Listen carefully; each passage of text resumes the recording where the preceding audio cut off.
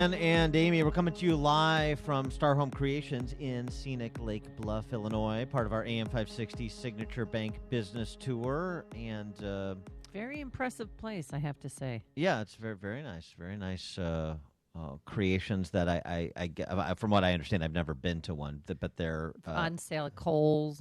Bed Bath and Beyond. Yes. I've heard of these places. You know, Bed Bath and Beyond. I don't know if we'll have time. Yes, no, I've Saturday. Heard of them in Will Ferrell movies. That's how I understand these places of which you speak. Great. I can't wait to meet the owner.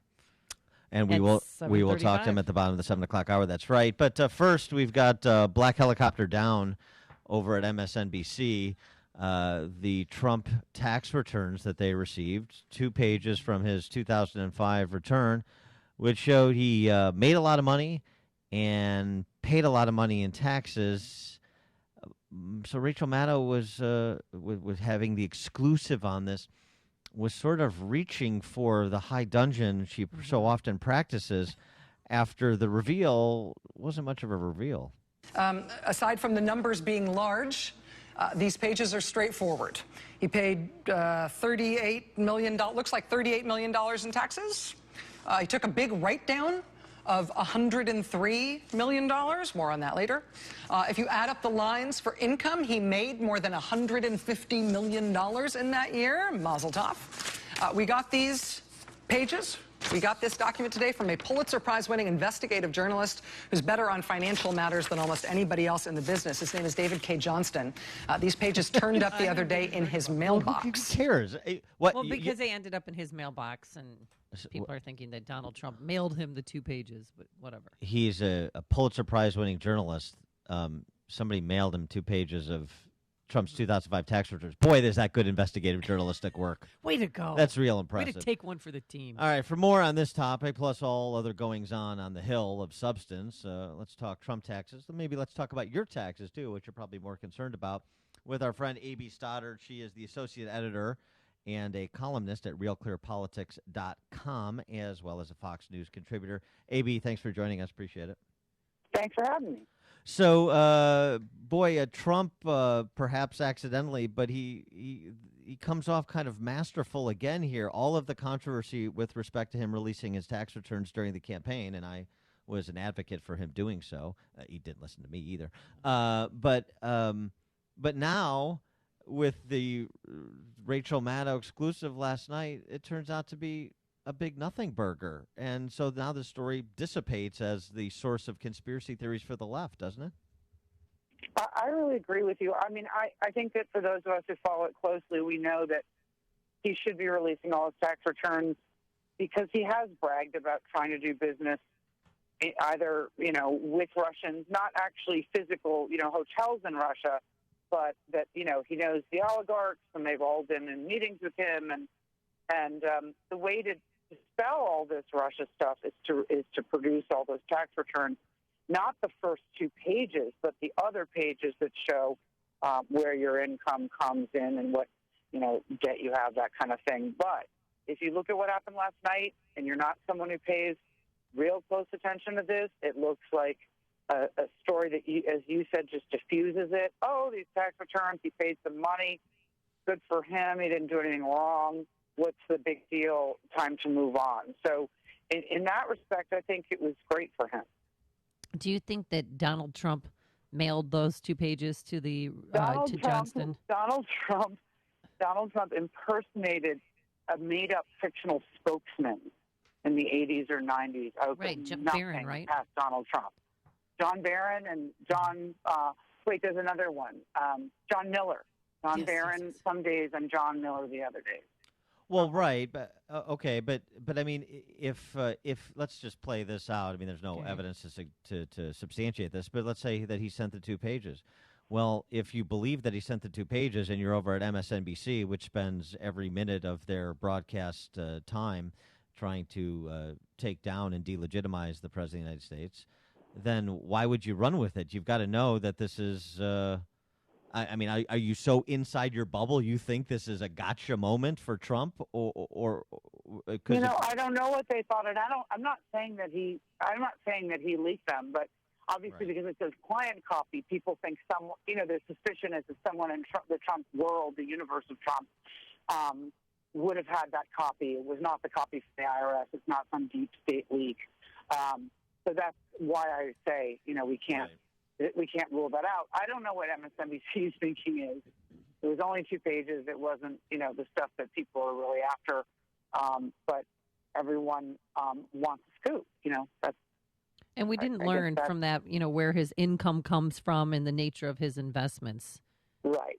Do you think we'll ever? Well, the Wall Street Journal has done a lot of reporting on that in terms of his public real estate holdings and in other investments too, and where he's derived income. I mean, much of this is not in controversy, other than the specifics of gross income and total taxes paid over the years.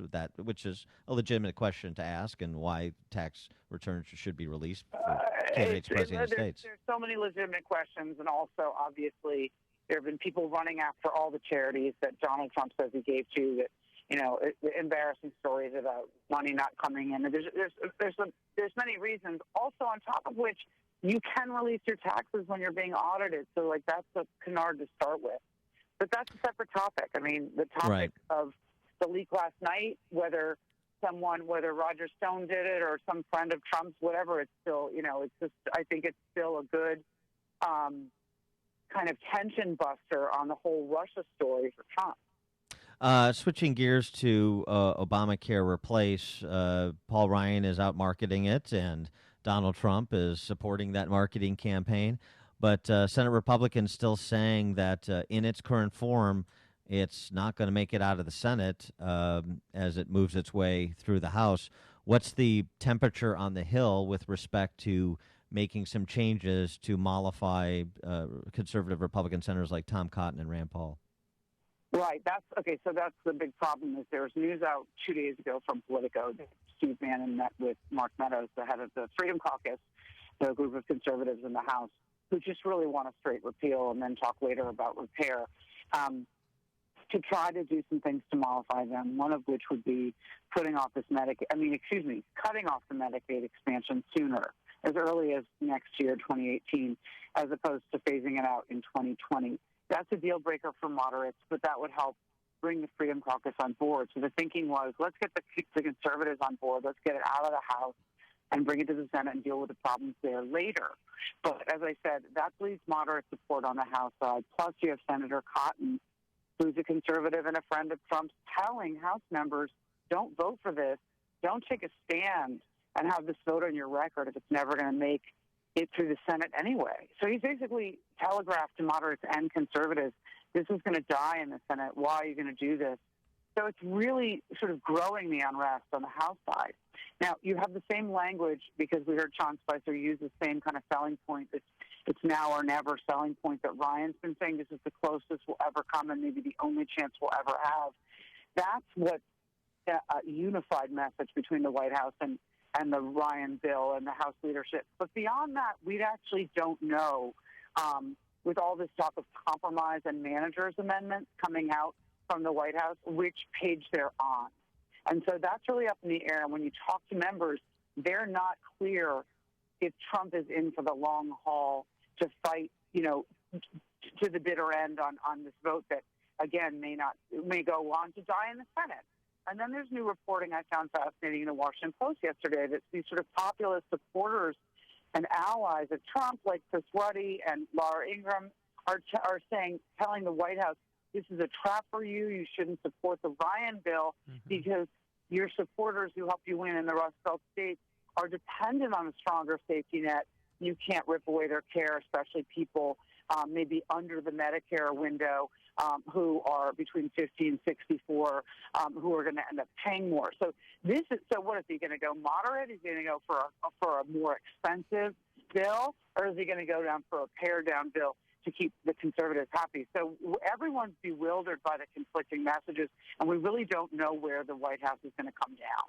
And then Senator Tom Cotton took it one step further. He was on with our brother in sound, Hugh Hewitt, yesterday, and said that the 3-phase healthcare plan is, quote unquote, just spin. I mean, he said there's no 3-phase process and there's no 3-step plan, that it's just political talk. So how is that making really the issue even more decisive? Because, they're relying upon this kind of strategy of, like, we're going to get through this, and then we promise there'll be something later. And for Tom Cotton to sort of torpedo that is really harmful. I'm not saying that their strategy is smart. I'm just saying that is their strategy, right? That's their plan. And so for him to do that is really sort of crippling. He's told the House members in his party don't die on this vote that will, never happen in the Senate. And then he's saying that the White House and Ryan's, discussion, Dr. Price, HHS Secretary, this three-pronged approach is never going to happen. It's wishful thinking. If they need to if he says we can't have a third stage where we get all these great reforms in at the end and really finish changing it all the way we've always promised because we need Democratic votes, then they could go out and try to write a really moderate bill that costs a lot more money, right, and get Democrats right now. But that's not what Paul Ryan and the White House or even Tom Cotton seem prepared to do. So the Democrats have not been brought into these discussions at all so far. And ultimately, if you look at what the end goal is for leadership in terms of timing, the reason they're rushing is because they need to get to tax reform. And the Secretary of the Treasury, Stephen Mnuchin, had said about a week and a half ago, tax reform would be signed by August. They can't do tax reform until they get to a baseline in the budget that they need to arrive at by solving the healthcare puzzle. So that's why they're jamming it so fast while people like Tom Cotton tell them not to. It's because they're worried they're going to lose their momentum for tax reform. We're talking to RealClearPolitics.com's A.B. Stoddard, and it seems to me it's very interesting. It's a lot to unpack because you've got some conservatives, conservative critics that are making political arguments. Others are making policy arguments. Some conservative supporters are making policy arguments, and moderate and conservative supporters are making political arguments, and both suggesting, that if we don't get what I think we should do, then we put control of the House and potentially the Senate in jeopardy in 2018 too. And so we had talked to Grover Norquist yesterday, and I guess it comes down to kind of what are your policy priorities, because if you're going to play the game that the DC press corps wants you to play of people covered, then you're going to play the Democrats' game. If you're going to play the game that I think Republicans are in a stronger position to play, which is the fiscal conservatism play, then you want to make the argument that Paul Ryan is making, that Grover Norquist is making. What are we talking about here? We're unwinding $1.2 trillion in federal government spending. We're providing $880 million in tax relief, reducing the deficit in so doing. That was also part of the CBO report, CBO estimate yesterday, or over the weekend and into yesterday, I should say. And so it seems to me Republicans first have to decide what is the policy imperative that we're going to measure success by before they kind of get to what the best decision is. I agree with you, but remember, that's the big divide. The Trump base is not Paul Ryan's better way roadmap to fiscal sanity that he wrote in 2008 base. I mean, the president's a big spender. A deep tax cut, a wall, increased military spending, roads, bridges, ports, tunnels. None of this saves you money. It's all spending.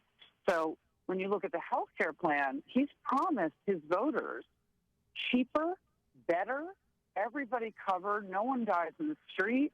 And so he's not making the fiscally conservative argument. You heard Paul Ryan come out and try to spin the CBO reporters. That's great news, right? Because $334 billion saves the taxpayer. That's good, right? That's a good news for the budget.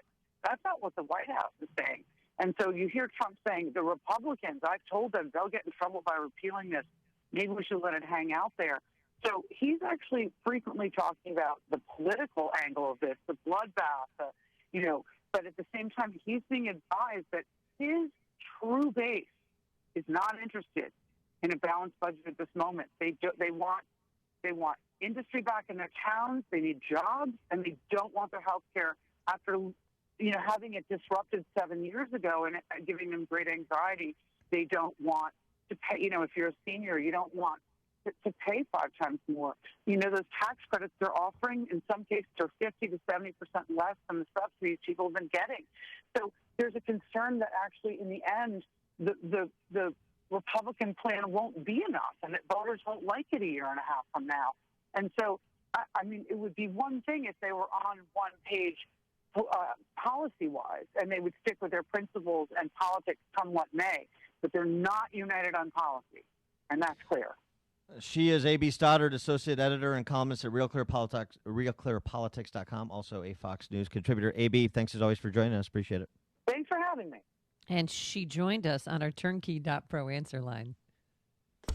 Listen to Dan and Amy on your smartphone. Download the AM 560 mobile app today at 560theanswer.com/mobile.